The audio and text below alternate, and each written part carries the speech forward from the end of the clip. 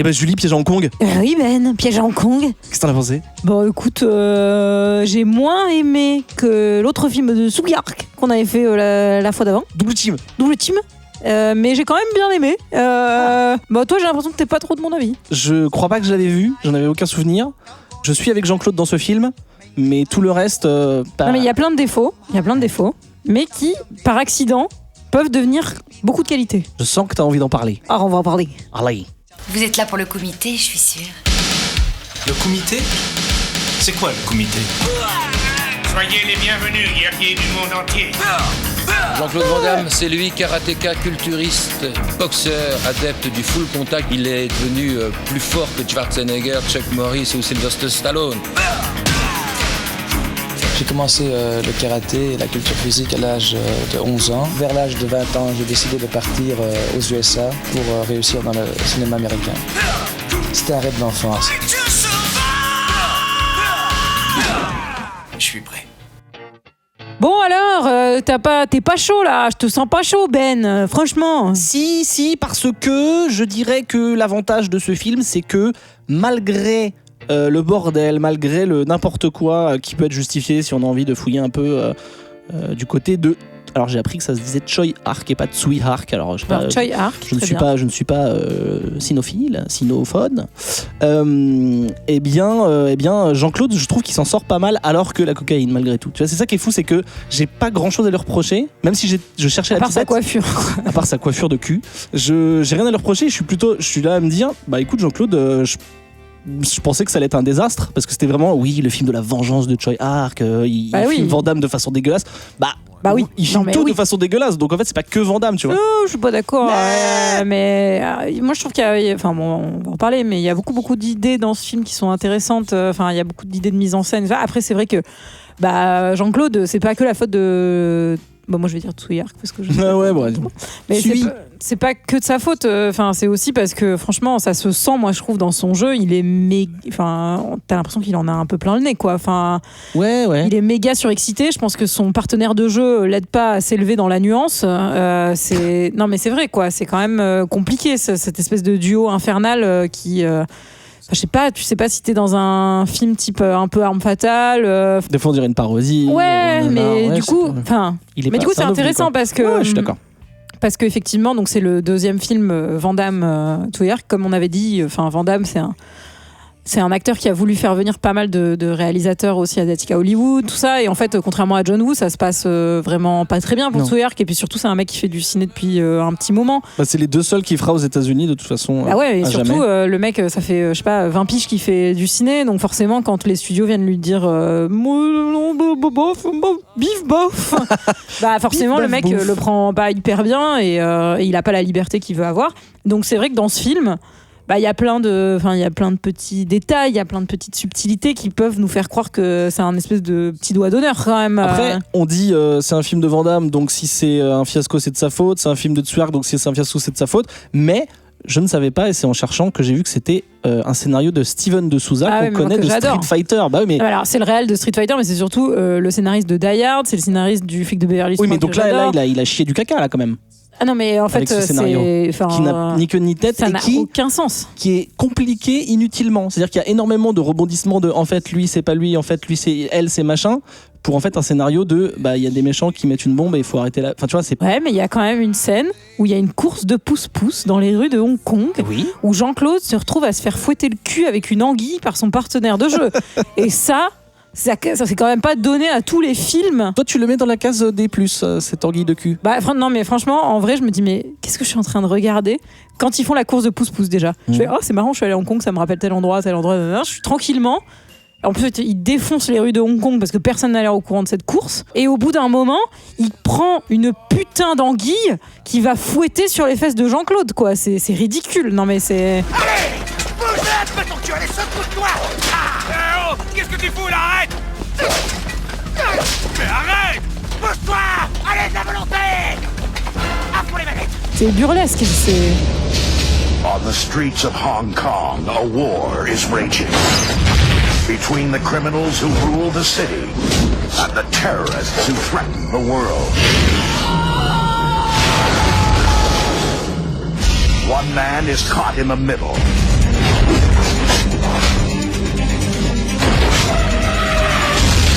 that, he'll need all the help he can get. Well, I've been working out. So you're a spy, huh? We work for the government! We're CIA! Do you mind telling me what you're doing here? Who are you? Are you like Hong Kong 5-0? That's not a battery. That's a state-of-the-art explosive device. We're gonna put these bombs into clock radios, stereo, even children's toys. And once this stuff gets shipped, there's a lot of innocent people gonna be in a lot of grave danger. You lied to me! Oh, I like this. I should have blown your head off. Send the detonation signal and goodbye, Yellow Brick Road. Goodbye, Yellow Brick Road? You better buy some new CDs, Harry. It's pathetic. This summer, Jean-Claude Van Damme. Knock off. Qu'est-ce que ça raconte, Julie? Bah alors c'est un peu compliqué parce que c'est quand même un scénario qui a plusieurs retournements, mais en gros c'est Jean-Claude et son pote qui sont représentants en jean mais qui font un peu de contrefaçon avec la mafia hongkongaise, dont un mec et son cousin. Tous ces gens font des micmacs de choses, des courses de pouce-pouce, voilà. Et en fait, c'est la veille ou l'avant-veille de la rétrocession donc de Hong Kong. Et en gros, il y a toute une délégation de politiques qui arrive, il y a une risque. Et surtout, il y a une ribambelle de Russes qui sont là. Et les Russes, dans les films, ils sont rarement sympathiques dans ce genre de film. Ils ont toujours de très forts accents également. Voilà, et en gros, il va y avoir toute une affaire où son pote hongkongais, on va penser qu'il est mort, que des Russes l'ont tué, mais en fait, on va s'apercevoir que c'était une doublure. Parce qu'il voulait tricher au pouce-pouce. C'est un film sur les faux semblants, hein, ça je vous le dis. Hein. C'est un film sur les masques qui tombent. Les masques qui tombent et surtout sur cette contrefaçon au final. Hein. Mais est-ce que justement les gens qui se font passer pour ceux qui ne le sont pas sont des contrefaçons d'eux-mêmes? Et complètement. Et jeu de mots. Au début, on part sur un truc de malfrats qui ont volé une cargaison de poupées qui explosent. Donc je trouvais que c'était un peu rigolo. Oui, mais après le tout début avec les plongeurs là qui arrivent. C'est assez stylé, hein. Alors, c'est quand même des poupées explosives, quoi. Oui. C'est quand même des bébés alors, le feu est vert. Qui explosent. Le feu est vert, et là, tu te dis, les gars. Figure-toi que dans Game of Thrones, le feu est vert aussi. Oui, mais il y a des finales de saison c'est où le 30 feu ans est vert plus tard, quand même. Hein, donc, 20 ans, 30 ans, on est en 97, 8, ouais, 20 ans plus tard. Moi, ça me dérange pas que le feu soit vert, si ce n'est que c'est pas très esthétique. Non, mais ce que je veux dire, c'est qu'à ce moment-là, je me dis, ok, ça fait 1 minute que le film est commencé. Je pensais que j'étais sur un gentillet film d'action avec des brigands et tout. Et d'un coup, le feu est vert et les effets spéciaux sont crades dès le départ. Donc, je me suis dit. Ouais, surtout, t'as pas une bonne mémoire parce que, quand même, double team, on n'était pas non plus sur le film. En termes d'effets spéciaux non, mais en termes même de thème, on était quand même dans un truc méga barré avec des effets spéciaux quand il est dans l'espèce de prison avec des effets visuels, des trucs comme ça. Ça va, franchement. Le feu dans le Colisée avec le tigre, le Mawashi tigre, franchement, ça va. Ça va. non, mais voilà, tout ça pour dire que quand la course de pouce-pouce arrive pour zéro raison, autre que peut-être soit mettre Van Damme en jogging méga moulant, sif alors c'est compliant. pas un jogging, c'est un lycra. Hein, ça. Ah pardon, excusez-moi, je ne suis pas très au fait de... C'est un petit caleçon lycra qui lui moule le boule. Qui lui moule le sif. Et ben là tu te dis, ok, en fait c'était juste une raison pour faire une course-poursuite à pied, qui n'est pas une mauvaise idée en soi, mais qui n'a aucune utilité dans le scénario. Oui, c'est comédie. Mais du coup, quoi. si tu le mets dans le prisme de, c'est à peu près 70% de ce que les gens analysent quand ils parlent de ce film-là, à part le fait que c'est un nanar, ils disent oui, c'est le film où Tsuyark veut se venger de Van Damme. Et donc si tu le regardes par ce prisme pendant 1h30, bah tu te dis en fait il voulait juste ridiculiser Van Damme en lui faisant faire un truc de pouce-pouce. Mais après je suis pas forcément d'accord avec cette théorie. Hein. Oui, théorie perso, moi je pense pas qu'il veuille se venger de Van Damme, à proprement parler, puisque en fait c'est même tarot pour tout le monde. Enfin tout le monde prend cher dans ce film, donc c'est pas spécialement Van Damme. Mais par contre on voit qu'il veut faire un pied de nez et carrément un doigt au cinéma américain, parce que tu dis que ça s'est mal passé et tu sens qu'il est en train de dire en fait c'est Double Team, c'était un film américain où j'avais pieds et poings liés. Là, on est en Chine sur mon terrain. J'ai envie d'un peu m'amuser comme je veux. C'est mon bac à sable et c'est vrai qu'il fait tout ce qu'il veut. Et je pense que c'est pour ça que c'est un peu n'importe quoi. Et que si tu dis, en fait, il s'est juste amusé avec je m'en fous, je fais ce que je veux, ok, c'est cohérent, quoi.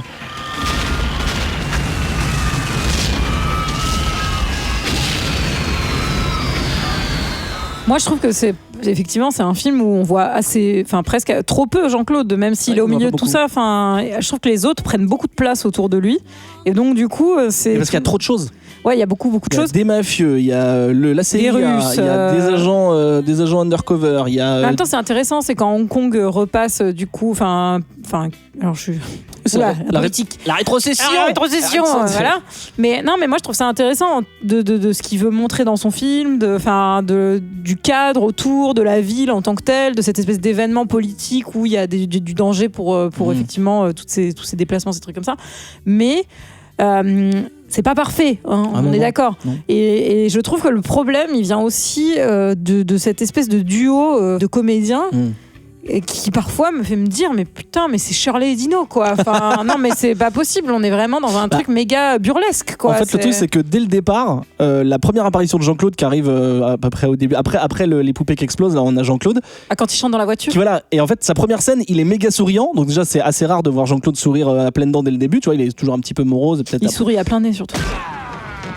Y a qu'un imbécile pour acheter ça. Julie, Anna, fan de Jean-Claude Van Damme, as-tu reconnu le petit asiatique qui l'emmène dans l'usine au tout début, tu sais, quand il descend de sa bagnole, il dit au petit gars là qui conduit un chariot, il lui dit hey, tu veux tester ma Ferrari, vas-y tu peux conduire. Après il prend un cigare dans sa poche, il envoie chez le mec sympa, et juste après il y a un petit asiatique qui lui fait visiter son usine en disant ouais le matériel est prêt et tout ça.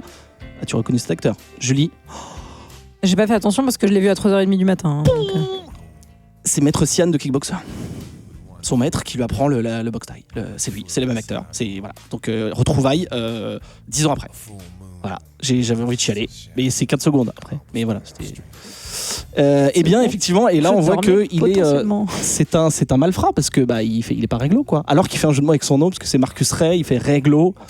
Incroyable, Marcus Ray a un business réglo. Réglo, on dit. Ouais. Et donc, c'est là qu'on voit qu'il a un acolyte joué par Rob Schneider. Oui. Carrière de. Enfin, est-ce qu'on porterait pas un petit toast à la carrière de Rob Schneider au passage, parce que. Non, mais enfin, qui est vraiment pas très bon, et alors qui a en plus dans la VF le mérite d'être doublé. Par Emmanuel Curtil. Oui, le doubleur de Jim Carrey et de Chandler Bing. Ouais. Mais du coup, vu qu'il parle beaucoup, c'est un peu fatigant.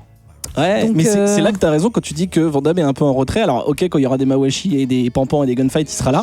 Mais effectivement, dans tout ce qui est dialogue, échange et même phase un peu comique, effectivement, il se fait entre guillemets écraser par Rob Schneider et c'est un peu bizarre du coup. Alors du coup, ce malfrat est en fait un agent de la CIA qui lui-même a un boss de la CIA qui va s'avérer être un traître. On va avoir une meuf, on va penser que c'est la méchante, boss des jeans, mais en fait elle aussi de la CIA, ce qui nous fait nous dire quand même que quand t'es expat à Hong Kong cette année-là, t'es forcément de la CIA en fait, hein, parce que il y a aucun. Ils sont tous retrouvés. Ils sont tous là. Ils font du team building. Ils sont on y va. On travaille pour le gouvernement. On est de la CIA. Et c'est là que je redis scénario inutilement tarabiscoté. Parce que j'aurais préféré plus de bastons, plus de blagues peut-être, enfin tu vois. Mais c'est là où moi ça confirme ma théorie que c'est pas tant Jean-Claude à qui il en veut, mais plutôt les États-Unis. C'est qu'en fait tous les personnages d'expat ont un peu le même traitement, dans le film quoi. C'est-à-dire que son pote il est pas mieux traité que Jean-Claude ou enfin. Je suis d'accord avec ça, mais à la fois, tu sais, moi j'avais vraiment peur j'avais vraiment cette phrase en tête de film de la vengeance de Tsuyark par rapport à Van Damme. Et pourquoi t'avais ça en tête? Parce que moi. Parce que c'est écrit partout en fait quand tu regardes. Moi, faut pas écouter les médias, hein. Ça, c'est... Non, mais ce que je veux dire, c'est que j'avais peur, entre guillemets. J'avais ça dans la tête en me disant, ils disent oui, vous verrez, Van Damme qui en plus est coquet, il lui fait des angles horribles pour se moquer de lui, donc j'avais ça en tête. Et en fait, pendant tout le film, il y a plein de gens qui sont filmés en gros plan pour zéro raison. Bon, après, on reparlera du fait du bac à sable de Tsuyark et tout ça, mais. J'avais peur que ce soit vraiment focus sur Van Damme et en fait non, effectivement c'est même tarif pour tout le monde. Alors c'est bien ou c'est pas bien, mais par rapport à Jean-Claude je suis assez content parce que je me dis ok, c'est pas sur Jean-Claude particulièrement et ça c'est plutôt appréciable. Ça reste à démontrer. De toute façon Tsuyark qui met un méga tir même à travers la dernière réplique du film qui est quand même un film où on transpire pas, j'appelle pas ça un film d'action. Enfin c'est vraiment un beau pied de nez. J'ai regardé l'excellent, car je suis un petit peu fanboy, Karim Debache sur un épisode de Chroma qui parle de ce film-là. Ouais, et en fait, il explique, super. Il est génial. Il explique pourquoi lui, il aime ce film. Il dit pas ce film est bien parce que, il dit moi j'aime ce film parce que. Et du coup, c'est intéressant. C'est un autre point de vue parce que globalement, j'ai pas méga adoré le film, j'ai aimé Van Damme mais j'ai pas adoré le film, et du coup voir ce truc, ça fait voir le film sous un autre prisme parce qu'il explique un petit peu le background de Tsuark à Hong Kong, etc. Donc et ce qui est intéressant, c'est aussi son interprétation du titre, qui est knock-off, qui veut dire contrefaçon, qui peut dans un premier temps du coup être vu comme la contrefaçon, puisque ça commence quand même avec cette course de pouce-pouce où il a des chaussures Puma PU2MA, genre qui sont des chaussures de contrefaçon, donc ils font des magouilles de contrefaçon de jeans, etc. Donc c'est genre Hong Kong, la ville de la contrefaçon, entre guillemets. Il y a plein de phrases où Rob Schneider justement dit oui, c'est le pays de la contrefaçon, enfin il se cache pas du tout, enfin c'est vraiment et dit, du coup en même temps c'est un parallèle justement sur le cinéma hollywoodien et le cinéma hongkongais, à qui il en veut, mais en même temps enfin de toute façon il se renvoie, enfin le cinéma ça se renvoie la balle depuis des années, c'est pour ça que c'est un peu compliqué de dire tel style est une contrefaçon. Non, bien sûr, mais après chacun dans son camp accuse l'autre entre guillemets, tu vois, donc mais en tout cas enfin c'est cinématographiquement métaphorique, c'est sûr. Elle a raison. Nom d'un chien, elle a raison. Et c'est là qu'on voit qu'il est énervé. Après, est-ce qu'être énervé, ça justifie de faire n'importe quoi ? Je ne pense pas. Il y a des trucs que j'ai bien aimés, des trucs que j'ai trouvé rigolos, genre tous les effets moches 3D, mais bon, en 97, c'était l'état de la 3D, donc c'est voilà, avec 20 ans de plus, c'est bizarre, mais ce côté de quand il passe un coup de fil, la caméra plonge dans les circuits du téléphone, enfin, c'est à la fois ridicule et à la fois je me dis, bah, en fait, il s'amuse, il se marre. En fait, il y a 10 000 idées. Moi, c'est ça que je trouve ça intéressant dans ton travail, c'est qu'il y a 10 000 idées à la seconde à chaque fois, quoi. Et il y a on le verra. Et d'ailleurs, Karim Debache en parle dans la vidéo de Chroma, c'est que dans son film, dans son film suivant, c'est dingue en fait. Les efforts de mise en scène et les idées, et tout. Enfin, c'est ça qui est impressionnant, moi, je trouve, dans le travail de ce mec. Mais Je vous en prie, donnez-moi l'impression que vous y croyez un minimum. De la pêche, du punch. Alors il y a une énorme scène de fin de baston sur le bateau et tout, et tout ce qui est point-pied baston que Van Damme distribue à la fin, bah en fait ça a apparemment été coupé au moins de moitié, donc tu vois, ça me fait chier que le scénario prenne autant de place alors que le scénario il est un peu insignifiant et que tous les micmacs prennent autant de place, alors que j'aurais préféré 10 minutes de baston en plus, quoi. Surtout que la scène de gunfight à la fin, il n'y a pas trop d'effets spéciaux, enfin en tout cas ou en practical, enfin il n'y a pas d'effets numériques. Et en fait, je la trouve super. Van Damme qui glisse dans les flaques d'eau et qui tire partout. Il met des mawashi avec le gars qui coupe des gorges avec ses lunettes, avec ses verres de lunettes. Enfin, il y a des idées. Moi, j'aurais aimé qu'on reste plus longtemps sur cette scène de parking où il monte sur les piliers en béton comme un petit écureuil. Pour aucune raison. Pour aucune raison. Mais j'ai adoré ce moment. Oui. Je trouve ça drôle. Oui. Moi, je veux bien. Seulement, nous, on n'a rien fait. On s'est défendu. Après tout, on était innocents. Si je devais pointer du doigt, ce serait pas tant les effets farfelus de Tsuark, c'est encore une fois le scénario qui, on va pas le creuser 20 fois parce qu'effectivement il est très faible, mais des trucs qui n'ont ni queue ni tête, genre la CIA qui a son QG dans un Bouddha géant. Ouais. Enfin, tu vois, pour zéro. Non, juste, complètement. ou alors peut-être c'est la folie des grandeurs et de se dire, bah voilà, on va faire exploser le Bouddha et ça va être une symbolique de l'Amérique qui détruit le Bouddha. Enfin, ce Bouddha. Je sais pas, en fait il y a des trucs que je comprends, même après en regardant des analyses du film, etc. Mais il y a des trucs où je me dis, c'est quand même dommage, parce que ok, Jean-Claude est coquet et c'est un des derniers films qui est sorti au cinéma, enfin après la remontée plus tard. Ok, il y a plein d'excuses, ok, Tsuark était énervé, ok, mais il y a quand même des trucs que rien de tout ça ne justifie, qui sont juste, bah c'est un scénario qui est faible, c'est pas très bien joué, excepté Van Damme, parce que franchement j'ai vraiment envie de le défendre sur ce film-là, parce que ok la coke, ok tout ce que tu veux, après tout ça c'est des suppositions. Surtout, il s'est quand même fait arrêter et il a été mis en cellule parce que genre il a fait une atteinte pour la decent exposure, donc j'imagine que ça doit être qu'il a montré son sif, ouais. Il a peut-être montré. Bon, on n'a pas le droit de montrer son chiffre, c'est. Non, c'est. Attends, bah, quand on est Jean-Claude, bah non. Très bien. Pas sans l'autorisation d'autrui. Qui qu'on soit, même si on est Jean-Claude. Arrête de faire le con. Ce que je veux dire, c'est que même s'il y a la coke et tout ce qu'on peut lui reprocher, entre guillemets, eh ben, je trouve que sur ce personnage qui est censé être un petit peu léger, un petit peu farfelu, un petit peu qui rigole, qui dodeline, tout ça, eh ben, j'ai l'impression qu'il s'amuse. Alors, encore une fois, c'est une interprétation, c'est peut-être parce que je l'aime que je vois ça, etc. Mais tu vois, quand ils sont dans le bureau du général, là où ils se sont fait choper, justement, où il leur dit qu'est-ce que vous foutiez là, et lui il fait bah je sais pas, on est innocent, et tu sais, il rigole, il met des coups de coude à Rob Schneider, genre en mode il faut qu'on mente. Enfin, il a l'air d'être un peu canaillou, et même si sa tête elle est boudinée parce que la drogue, eh ben, c'est pas comme sur un Street Fighter où il avait juste l'air d'en avoir rien à foutre d'être là et il avait les yeux vitreux dans le vide. Là, je sais pas, il m'a amusé, et je trouve, et Van Damme qui depuis le début de sa carrière a envie de faire peut-être autre chose que des maoshi, c'est-à-dire faire de la comédie, rigoler, être un clown et tout ça, bah j'ai envie de le voir comme ça. Ça se trouve je me gourre sur toute la ligne. Moi j'ai mais pas j'ai envie de le voir comme ça. Bouffi, hein. Mais non, mais le bouffi c'est passager. Après il va refaire du sport et manger des légumes.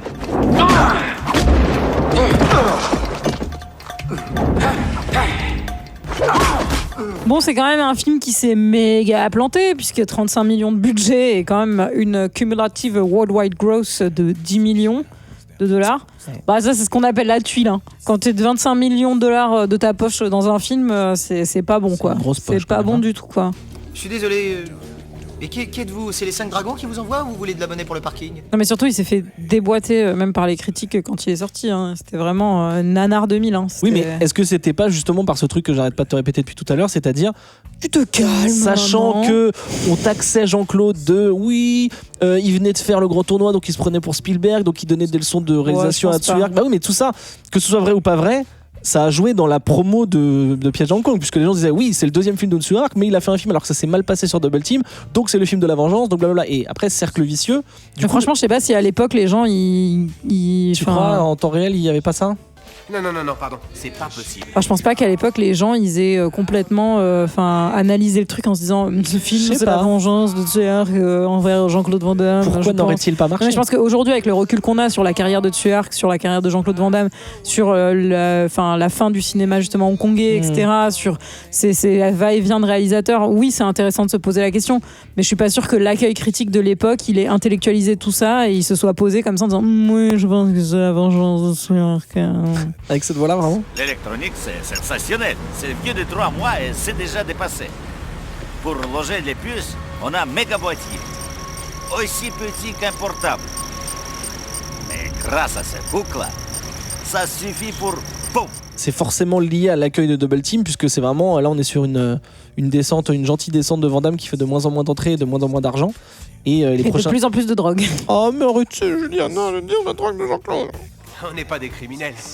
Non, mais moi je pense que le vrai problème de ce film, c'est cette coiffure. Faut qu'on revienne dessus, quoi, parce qu'on dirait vraiment. Il a eu des pires coiffures. Hein. Par le passé. Ouais, mais là c'est vraiment, c'est huilé, quoi. C'est huilé, mais c'est huilé collé, quoi. Alors j'aurais dit c'est sueux plutôt. Non, mais franchement, c'est sueux arc, comme dit une personne qui n'est pas au micro. Eh ben dans ce cas, mettez pas de slip, c'est tout. Pareil, dans les analyses et tout que j'ai pu lire, c'est ils sont vendeurs de jeans de contrefaçon parce que le blue jean c'est l'Amérique, enfin encore une petite pique de Tsuhi. Mais ça donne aussi l'occasion à Van Damme de se mettre allègrement à poil, parce qu'évidemment il y a des petites bombes, ça on l'a pas dit, mais il y a des petites bombes dans les poupées, mais également à poil en slip. Évidemment, également dans les boutons de jean. Donc Van Damme se fout en slibard. Oui, mais alors explique-moi, même si je suis toujours friand de quelques tablettes de chocolat bruxelloises, pourquoi il fout en l'air sa chemise aussi? Parce qu'il y a pas de bombe. Parce que sa chemise, elle est méga trouée. Non, pas quand il met son jean. Non, Julie, je vois ton œil lubrique où t'es contente qu'il se mette torse-poil et tu ne cherches pas de raison. Mais parce qu'elle matchait pas avec son nouveau pantalon. Okay, parce que c'est un homme de goût et que c'est un homme de mode. Un homme de goût alors qu'il a une coupe de merde, Dixit-toi. C'est pas lui, ses cheveux. C'est sûr que c'est pas lui, il a pas pu sciemment se regarder dans une glace et se dire je vais y aller comme ça. Il y a aucun miroir de tout le film, il y en a pas. Faudrait qu'on se nettoie. Oui. En fait, c'est juste la liste des incohérences, mais après on n'est jamais contre une petite torse-poil. Bah non, mais écoute, c'est pour votre bon plaisir. La musique, Julie, qu'en dis-tu? Bah oui, c'est bien. Ah ouais? Genre tu saurais me fredonner Ok, c'est bon, c'est validé. La musique est très bien. Ah là, on est dans les Alpes suisses un peu là quand même.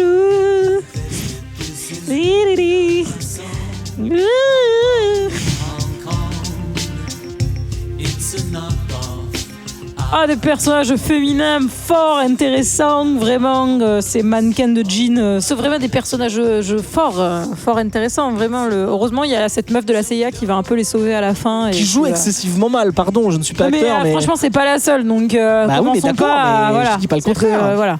Il y a que Jean-Claude qui s'en sort dans ce film. Non, j'aime bien le chef de la CIA, Paul Sorvino. Ouais, mais alors lui, lui c'est un daron, les affranchis, tout ça.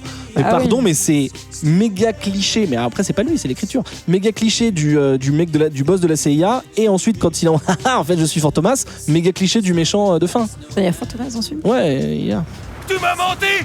Charte Van Damme. Ah oui, la charte. Alors j'ai pensé à toi, j'ai rien noté vu que je l'ai vu à 3h30 du matin. Je me suis dit. Mais tu t'es quand même dit, fuck Ben, je m'en fous de sa charte. Non, je me suis dit que je vais la tenter, mais que j'ai rien noté. Ok, tu la tentes avec les tripes. Petit bruit? Oui. Oui. Sif, attention, piège. Bah non, parce que slibard. Ah mais on voit vraiment son sif. Le slip rentre dans le trou d'un peu. Ah bah si. What? Non, Nom d'un chien! Est-ce qu'un cif doit être tout nu du coup? Le cif c'est forcément la peau ou est-ce que ça peut être un cif qui est... C'est le sillon interfécié, bien Oui, sûr mais qu'on doit le voir. Mais si tu le devines à travers le tissu. Mais c'est pas un camelto, enfin. Bah c'est un cifto. Pas touche, c'est pas pour toi. GEF. Non. Ah, quand même. Ok. Bah wesh, retournez. Attention piège. Non. Si. Non. Si. Non, je dis que non. Si. C'est moi qui décide. Alors si mais non, car pourquoi? Bah donc me dis pas si c'est non. Si, parce que il y en a un. Non. Mais c'est son personnage, mais c'est un cascadeur et ça se voit mais de ouf. Donc est-ce que c'est validé ou pas? Bah non. Bah c'est son personnage. Mais c'est pas Jean-Claude qui nous. Mais attends, c'est une charte Jean-Claude ou c'est une charte doubleur? Ouais, j'avoue. C'est une charte Jean-Claude ou c'est une charte doubleur? Non. Donc Mawashi sauter retourner. Donc non. Ok, bah non. Ça va, c'est pas lui. Bah j'ai mis non entre parenthèses pas lui. Bon bah alors voilà. D'accord. Mawashi sauter retourner. Non. Non. Pose biceps, attention piège. Oui. Quand? Oh là là, mais bah comme attends, il y va, je sais t'essayes plus. de te la jouer. Tu sais quand il y a la scène horrible où, alors j'ai pas trop compris cette scène où en fait il est à table, tu sais, il bouffe rien d'ailleurs, et il se met en arrière dans sa chaise, et il bande ses muscles et il craque la chemise hawaïenne. Là. Ouais. Bah donc pose biceps Il dit, déjà. fais attention à ma chemise. Bah ouais, mais du coup après il est très énervé et Van Damme il balance la sauce Nuck Mam comme ça, enfin j'ai pas. Ouais. Bah pose biceps, oui. Qu'est-ce que tu fous? Coup de boule. Non. Non, pas de coup de boule. Petit sourire, mouvement de tête. Non. Non. Relevage sans les mains. Oui. Non. Bah si. Ah non. Bah alors, tu l'as pas vu, mais il y en a. Bah non, alors jamais. La bosse. Oui. Laquelle? Elle est toujours là, hein, malgré la coupe de merde qui peut potentiellement on la cacher voit cette parce bosse. que c'est en petite dent de scie, dent de croco au-dessus de sa bosse là. Gueule désolé après coup? Non. Non, pas du tout. Et attention, clin d'œil? Non. Non. Putain, pas mal. Tu t'en es bien sorti. Alors il faut que je regarde plus de films de Jean-Claude Van Damme à 3h30 du matin, je pense. Ok, très bien. Non, mais très bien, ça me va. 10個女仔9個浪費，事事換季，已係食藝，新光景嘢襯佢好睇，情願共拼，為顧身世，學女仔逐個睇眼嚟嚟，應受還被大細人人妻，男性實仲要感激順帝。Alors j'ai dans mes pérégrinations vandamesques sur internet, car j'ai dans ton surf, dans mon surf tout à fait, j'ai découvert une petite anecdote que je ne connaissais pas, qui a été dite par Sylvester Stallone. Tu connais pas? Qui a dit que oui, en 97, je faisais une petite fiesta, une petite chouillade dans ma fiesta, dans ma maison de Miami. Il y avait du beau monde comme Bruce Willis, Schwarzenegger, Madonna. Putain, mais quel crâneur, ce voilà, Stallone. il crânait de ouf. Il y avait Bruce Willis, Schwarzenegger. Et dans cette soirée, il y avait également évidemment le beau Jean-Claude, car il était vraiment, voilà. Et il y avait aussi Steven Seagal, qu'on n'aime pas trop parce que déjà j'aime pas les insectes, et en plus il est un peu ah non, mais c'est pas accusé qu'on de l'aime battre pas sa trop, femme, mais il est wife beater, on le déteste quoi, surtout. Ça me va. Et alors la rumeur dit, après c'est Stallone qui dit, Stallone je crois que c'est un gars un peu réglo, pourquoi il inventerait, tu vois. Il dit que Steven Seagal se la pétait allègrement pendant cette soirée en mode je suis un ouf. Et Jean-Claude l'a balancé dans la piscine. Alors non, Jean-Claude a dit arrête de te la péter, enfin tu défonces pas. Steven Seagal aurait dit bah si je te défonce, et Van Damme il a dit ah ouais bah vas-y viens on va dehors. Sur ce, Van Damme va dehors. Apparemment, aurait attendu 2 heures, ce que je trouve un petit peu exagéré, mais pas mal, c'est l'histoire.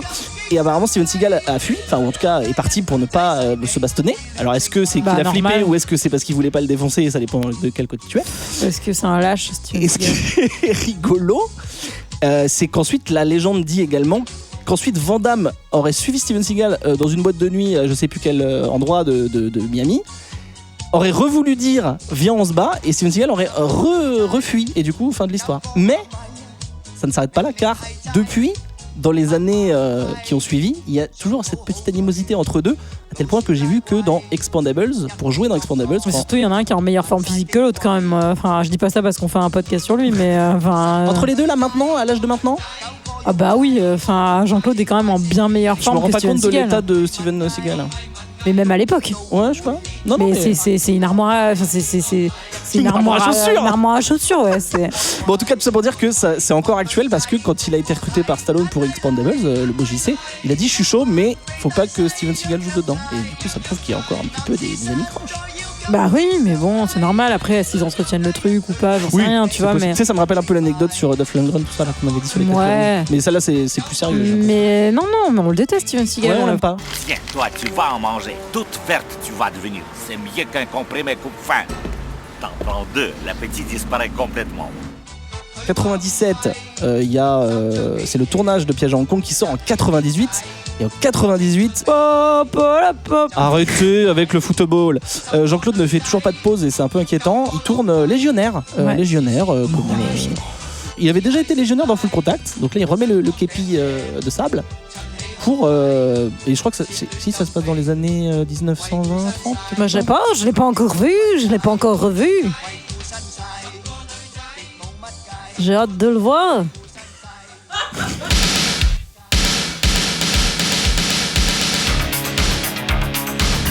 Que le meilleur gagne. Tu veux voir des films de Jean-Claude Van Damme ? Eh ben on va en voir des films de Jean-Claude. Là, vous voulez être un véritable acteur. C'est ça. Regarde Van Damme. Hop. Rappelez-nous votre nom. Jean-Claude Van Damme. On s'en souviendra.